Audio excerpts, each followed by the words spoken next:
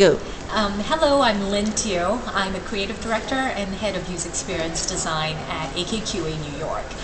We're a marketing, communications, and product design firm, and our goal is to create useful and delightful experiences for consumers.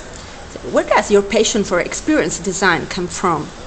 I think a lot of it came from very formative years. The ability to understand people and have empathy for users is a key, I think, it's a key need if you want to get into this field. So I like being able to help people. I like asking them the right questions, and sometimes it's also observing people and getting the right observations from it so that you know how you need to be designing products. Okay. How do you recreate a physical experience? I think design of a physical experience is actually very similar to design of a digital experience. What we're seeing now in industry is coming together of those two worlds. So a lot of it has to do with the mobility of our devices. I like the fact that when you walk into a store, the store is able to, indicate that they know something about you, and it influences how you make your way throughout the store. So I think experience design is experience design, no matter whether it exists in a digital realm or in a physical realm, and retailers that bring those two things together are the ones that will be the most successful. Thank you.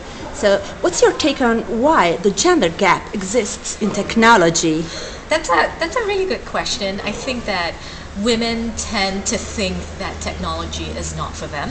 I think that perspective is changing over time, as evidenced by the rising percentage of women in technology programs. I think a lot of that is gender conditioning. I mean, we all see kids, boys who are given cars and girls who are given dolls. I think that it actually starts from a very young age, the need to segment and put people in boxes. But I think with the younger parents, I'm seeing less and less of that.